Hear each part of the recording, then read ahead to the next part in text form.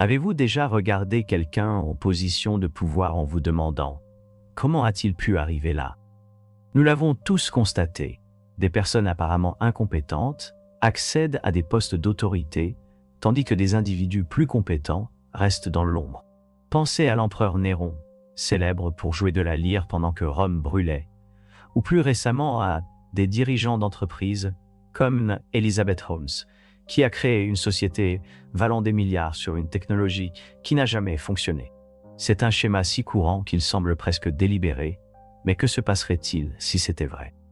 S'il existait une logique perverse, expliquant pourquoi les moins qualifiés finissent souvent par avoir le plus d'influence? Aujourd'hui, nous allons plonger dans la pensée d'un des philosophes politiques les plus mal compris de l'histoire, Niccolò Machiavelli, et ses analyses sans concession sur la raison pour laquelle stupidité et pouvoir vont si souvent de pair. Mais ce n'est pas qu'une philosophie ancienne. C'est un phénomène psychologique qui façonne notre monde à ce jour. Des salles de conseil, aux bureaux politiques, la vérité dérangeante est que souvent, être intelligent peut justement vous empêcher d'accéder au pouvoir. Comprendre ce paradoxe pourrait bien être la clé pour reconnaître les forces manipulatrices qui opèrent dans notre société, ou même vous aider à tracer votre propre chemin vers l'influence. Dans la Florence du XVIe siècle, exilé de la vie politique qu'il affectionnait, Niccolò Machiavelli rédigea ce qui allait devenir l'un des traités politiques les plus controversés de l'histoire, Le Prince. Contrairement aux philosophes idéalistes qui l'avaient précédé, Machiavelli ne s'intéressait pas à la façon dont les dirigeants devraient se comporter dans un monde parfait. Il analysait comment le pouvoir fonctionnait réellement dans le monde réel. Tout le monde voit ce que vous semblez être, peu connaissent ce que vous êtes vraiment. Cette phrase résume parfaitement la pensée de Machiavelli. Il comprenait que la perception compte souvent plus que la réalité lorsqu'il s'agit d'acquérir et de conserver le pouvoir. Et voici la première clé de notre paradoxe.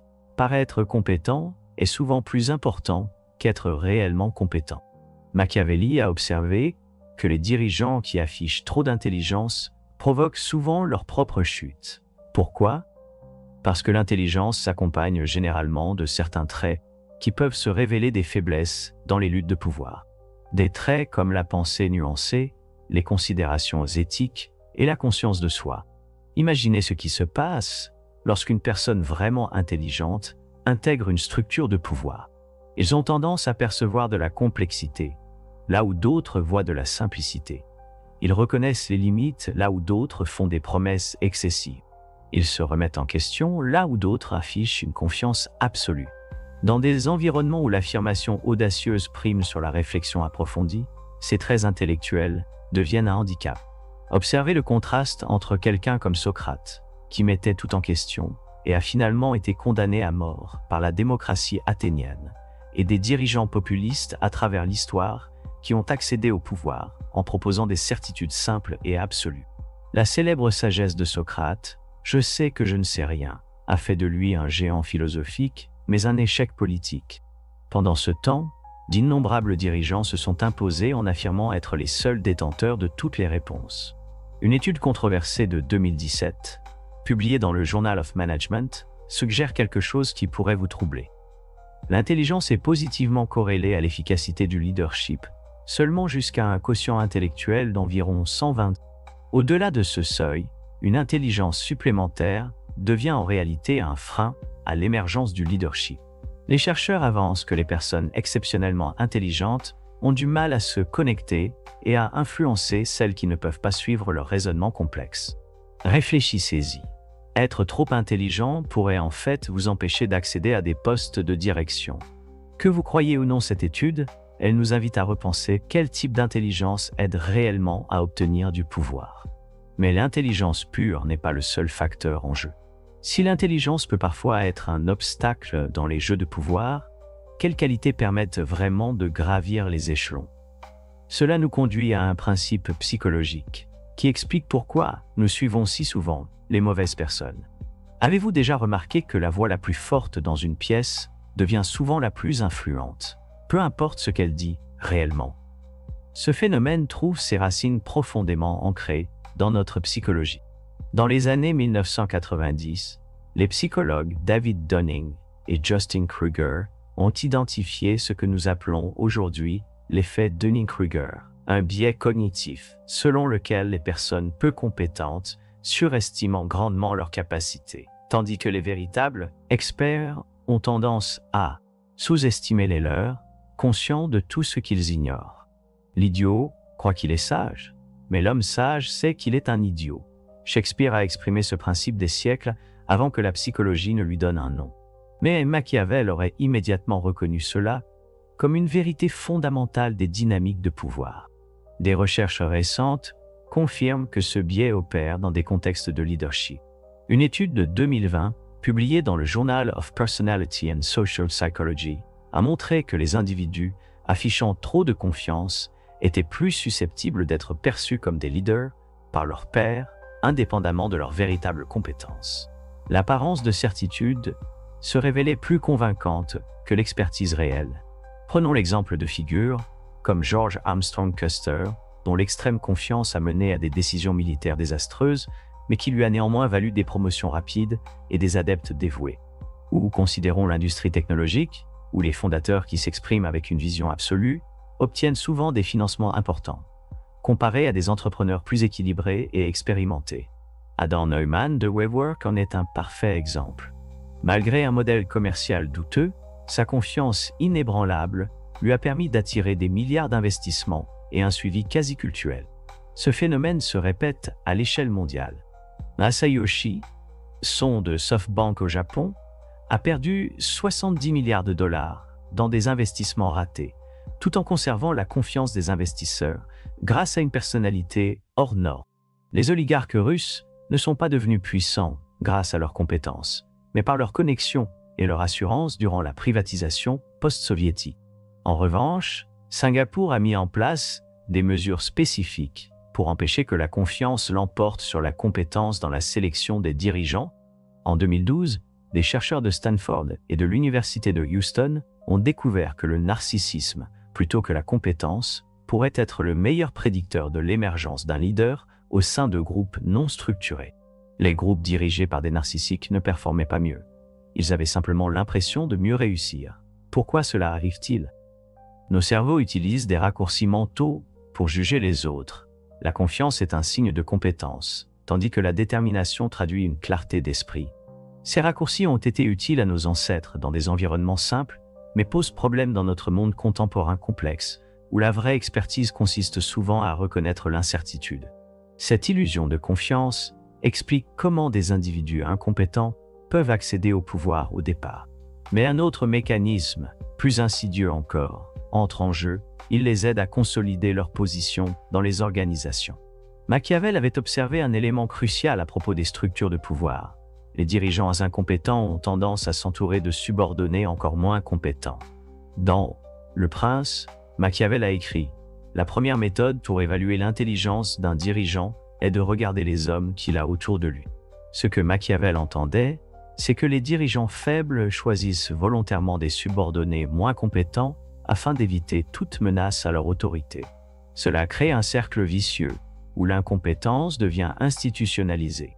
Le docteur Totoma Kamuro-Premusek, psychologue organisationnel, décrit cela comme une menace pour les compétences. Les dirigeants peu sûrs d'eux se sentent menacés par des membres d'équipes compétents qui pourraient mettre en lumière leurs limites ou même les remplacer. Au lieu de sélectionner le talent, ils privilégient la loyauté et des personnalités non menaçantes. Imaginez cela comme une sécheresse de compétences qui se propage depuis le leadership central. Dans la cour de l'empereur Commode, des administrateurs compétents ont été systématiquement remplacés par des flatteurs et des amuseurs, accélérant le déclin de Rome. Dans le Brésil contemporain, le système politique du centron institutionnalise cette dynamique, où des nominations politiques incompétentes occupent des postes grâce à leur connexion personnelle plutôt que par le mérite. Des pays africains, comme le Zimbabwe sous Mugabe, ont connu le remplacement systématique d'administrateurs compétents par des loyalistes partisans. Les conséquences économiques dévastatrices qui ont suivi étaient inévitables. Cela donne naissance à ce que les scientifiques organisationnels appellent l'homophilie, la tendance des individus à s'associer avec des semblables. Dans les structures de pouvoir, Cela signifie que des dirigeants incompétents créent des poches d'incompétence autour d'eux, isolés des points de vue divergents et des critiques constructives. Demandez-vous, avez-vous déjà travaillé dans une organisation où poser des questions était découragé, où exprimer des inquiétudes était vu comme un manque d'esprit d'équipe? Ce sont des symptômes de cet effet réseau en action. Pourtant, même en sachant tout cela, nous restons attirés par des dirigeants qui offrent des réponses simples.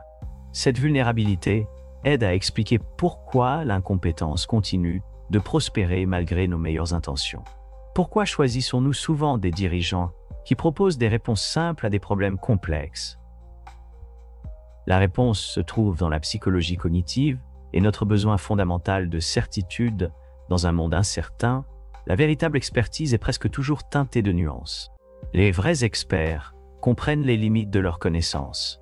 Ils reconnaissent la complexité et admettent les compromis.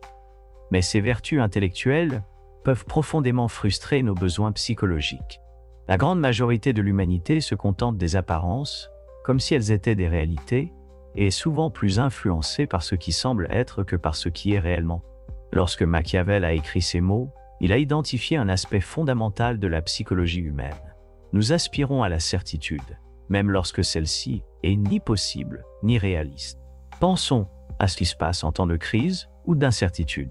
Les gens se rassemblent rarement autour du leader qui dit « C'est une situation complexe, sans réponse simple, qui nécessitera une réflexion approfondie. » Des compromis inévitables. Au lieu de cela, ils suivent la personne qui proclame avec assurance « Je suis le seul capable de résoudre ce problème. La solution est simple. » Comment les véritables scientifiques de l'environnement abordent le changement climatique, avec des réserves prudentes, des marges de possibilités et des recommandations politiques nuancées, comparées à la façon dont des figures populaires, des deux côtés, présentent le problème avec une certitude absolue. L'approche scientifique, bien que rigoureusement honnête, peine à rivaliser avec le confort psychologique des récits simplistes. Pensons au débat sur la santé. Les vrais experts médicaux reconnaissent la complexité des compromis dans tout système, tandis que les figures politiques proposent des solutions simplistes, promettant tout sans aucun inconvénient. Quelle approche reçoit généralement l'appui public? Celle simple, celle sûre, peu importe sa faisabilité. Dans une expérience particulièrement troublante réalisée en 2017, des chercheurs de Yale ont découvert quelque chose d'inquiétant concernant notre manière de traiter l'information politique. Lorsque des participants étaient confrontés à des problèmes politiques mathématiquement complexes et à leurs solutions, leur capacité à interpréter correctement les données était directement influencée par le degré d'accord des résultats avec leurs croyances politiques. Plus frappant encore, les sujets les plus doués en mathématiques ont montré le biais le plus fort, utilisant leur intelligence non pour trouver la bonne réponse, mais pour justifier leurs conclusions préférées. Les psychologues cognitifs appellent cela la fermeture cognitive, notre désir de réponse définitive plutôt que d'une incertitude prolongée. Des études montrent que lorsque les gens se sentent menacés ou incertains, leur besoin de fermeture cognitive augmente drastiquement. Ils deviennent plus perméables à une pensée binaire et plus enclins à suivre des leaders autoritaires qui affichent une certitude absolue. Cela crée une dynamique dangereuse. Plus notre monde devient complexe et inquiétant, plus nous devenons vulnérables à la pensée simpliste et aux leaders qui la portent. C'est comme une défaillance du système immunitaire psychologique. Juste au moment où nous avons le plus besoin d'une réflexion nuancée, nous devenons les plus vulnérables aux raccourcis intellectuels. Demandez-vous, vous est-il déjà arrivé d'être attiré par une explication simplement parce qu'elle était simple et catégorique, même si une partie de vous suspectait que la réalité était plus complexe? C'est ce principe qui agit dans votre propre esprit. Bien que notre confort psychologique face à la simplicité explique une partie de ce phénomène, il y a une dimension encore plus troublante à considérer. Une dimension qui révèle pourquoi l'intelligence seule ne garantit pas une résistance efficace aux manipulations. C'est là que Machiavel devient vraiment inquiétant. Il a suggéré que les considérations morales handicapent souvent les personnes intelligentes dans les luttes de pouvoir. Dans ce qui est peut-être son passage le plus célèbre, il écrit « Il est nécessaire qu'un prince qui veut maintenir sa position apprenne à ne pas être bon et à employer cette connaissance ou à s'en abstenir selon la nécessité. Bien que les personnes intelligentes développent généralement un raisonnement moral plus complexe, cela peut en réalité limiter leur capacité à rivaliser pour le pouvoir face à ceux qui ne sont pas contraints par de telles considérations. Dans tout environnement compétitif, celui qui est prêt à franchir les limites éthiques a accès à des stratégies que les concurrents aux scrupules moraux ne peuvent utiliser. Il peut faire des promesses qu'il n'a aucune intention de tenir. Il peut nuire à ses rivaux par la tromperie. Il peut exploiter les peurs et les préjugés que d'autres refusent d'aborder. Pensez au destin contrasté de Cicéron et de Jules César dans la Rome antique.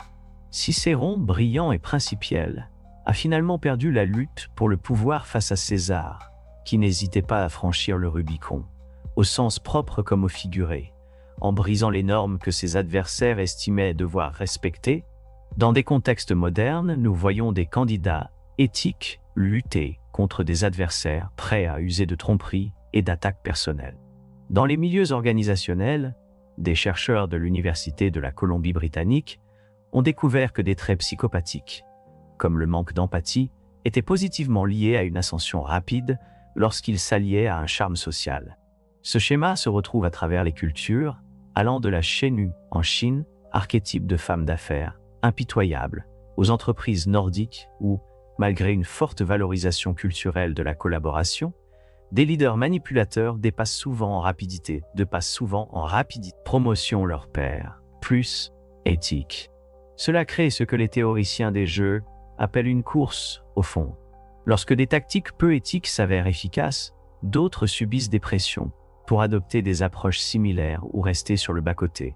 Au fil du temps, cela peut transformer des systèmes entiers, faisant du comportement non éthique la norme plutôt que l'exception. Comprendre ces dynamiques obscures peut sembler décourageant, mais tous les environnements ne récompensent pas également l'incompétence et le comportement non éthique. En identifiant les conditions qui favorisent la stupidité et le pouvoir, nous pouvons commencer à concevoir des systèmes qui privilégient le véritable mérite. Machiavel comprenait que différents environnements valorisent des qualités différentes.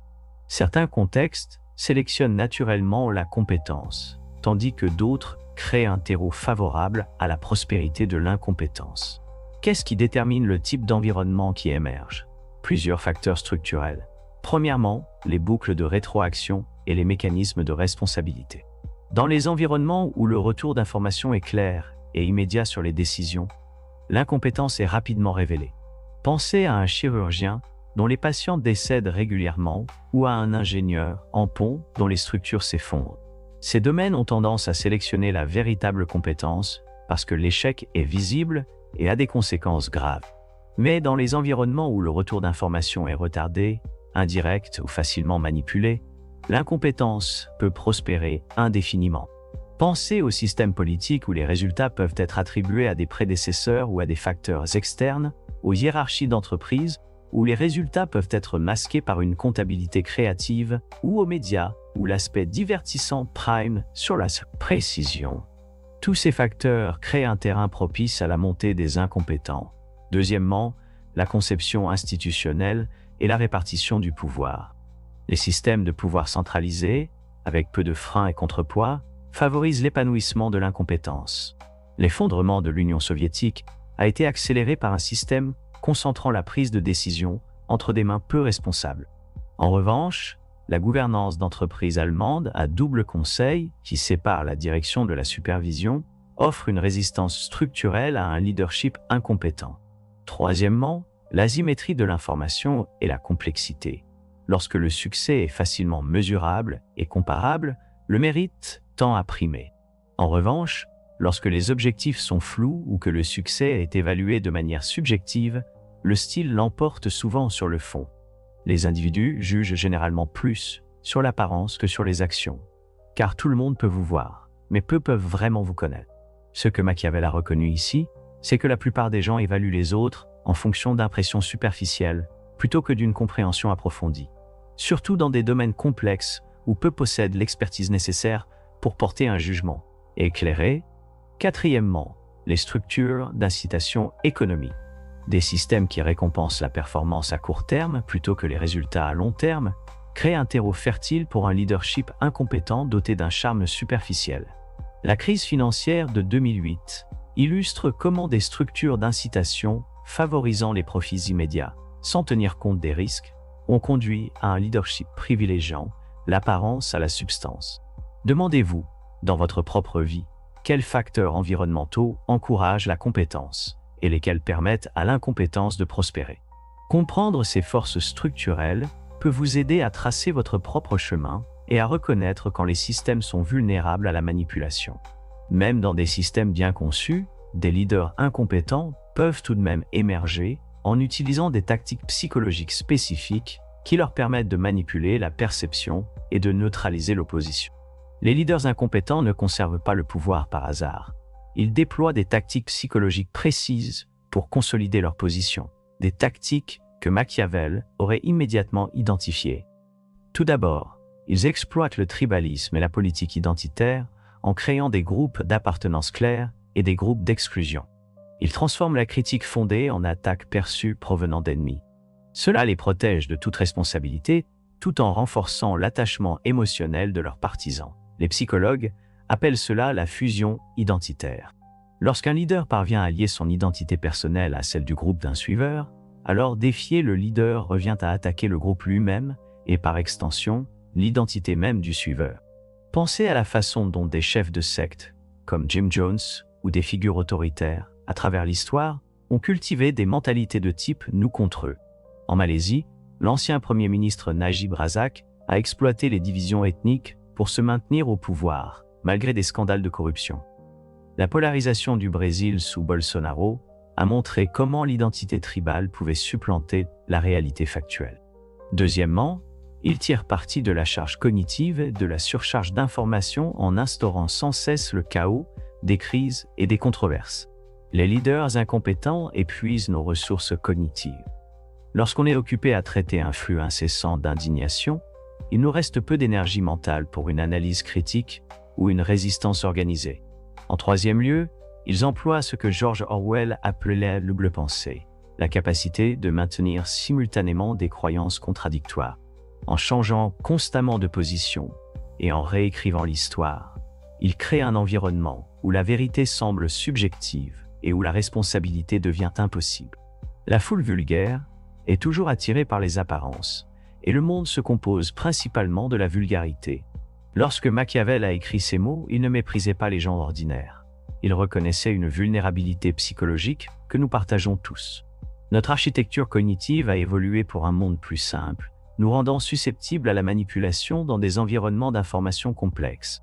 Quatrièmement, ils exploitent la précarité économique et les vulnérabilités systémiques. Lorsque les gens connaissent des difficultés économiques ou se sentent incertains quant à leur avenir, ils deviennent plus réceptifs aux dirigeants qui promettent des solutions simples à des problèmes structurels complexes. Dans les régions post-industrielles du monde entier, l'anxiété économique crée un terreau fertile pour des dirigeants incompétents qui offrent des boucs émissaires faciles plutôt que des solutions honnêtes. Réfléchissez à votre propre consommation médiatique. À quelle fréquence vous surprenez-vous à courir après la dernière indignation, plutôt qu'à vous concentrer sur des problèmes plus profonds et plus importants? C'est ce principe qui est à l'œuvre. Reconnaître ces schémas sombrissimes est essentiel, mais ce n'est pas suffisant. Nous avons besoin de stratégies concrètes pour nous protéger, nous et nos communautés, de leur influence. À un niveau individuel, la prise de conscience est notre première ligne de défense. En comprenant les forces cachées qui façonnent la pensée, nous devenons moins susceptibles d'y succomber. Cette défense repose sur 3 pratiques essentielles. Tout d'abord, nous devons cultiver l'humilité intellectuelle, la capacité de reconnaître les limites de nos connaissances. Des recherches montrent que les personnes intellectuellement humbles sont meilleures pour évaluer des idées sur la base de preuves, et non sur la confiance. L'humilité intellectuelle fonctionne comme un système immunitaire cognitif. Elle nous aide à résister à la manipulation et à la fausse certitude. Tout comme notre système immunitaire physique nous protège des infections. Deuxièmement, nous devons développer une culture médiatique, la compétence à discerner la profondeur du spectacle. Cela signifie choisir délibérément ses sources d'information, remettre en question les mises en scène et privilégier la qualité à la quantité. Warren Buffett a dit un jour : Les personnes vraiment réussies disent non à presque tout. Appliquez cela à l'information. Les esprits avisés rejettent le bruit pour se concentrer sur la clarté et la compréhension profonde. Troisièmement, nous devrions adopter une réflexion philosophique, la pratique de prendre du recul face à la tourmente quotidienne afin d'examiner des principes plus fondamentaux. Les anciens stoïciens recommandaient une méditation quotidienne pour se prémunir contre la réactivité émotionnelle. Comme le disait Bacon, l'homme sage créera plus d'opportunités qu'il n'en trouve.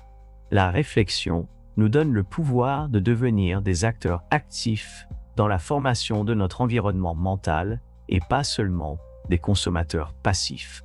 À l'échelle collective, la conception des institutions est essentielle. Les systèmes peuvent être structurés pour limiter les biais, la tromperie et l'incompétence. 3 piliers apparaissent ici également. D'abord, nous avons besoin de mécanismes de responsabilité solides, des structures qui offrent des retours honnêtes, indépendamment du charme ou de l'influence d'un leader. Comparez une entreprise avec un conseil d'administration, indépendant à une autre où le conseil valide systématiquement les décisions de la direction. La crise du Boeing 737 MAX a montré ce qui arrive quand les préoccupations des ingénieurs sont ignorées au profit des profits. La responsabilité faisait défaut et la tragédie a suivi. Ensuite, les institutions doivent encourager la diversité cognitive, intégrer des perspectives différentes dans le processus décisionnel. Les équipes diverses ne sont pas seulement socialement désirables, elles sont aussi plus efficaces sur le plan empirique. Elles remettent en cause les hypothèses et réduisent les angles morts que les groupes homogènes ont tendance à négliger. Troisièmement, nous devons exiger la transparence, des règles empêchant la complexité de devenir un écran pour l'incompétence.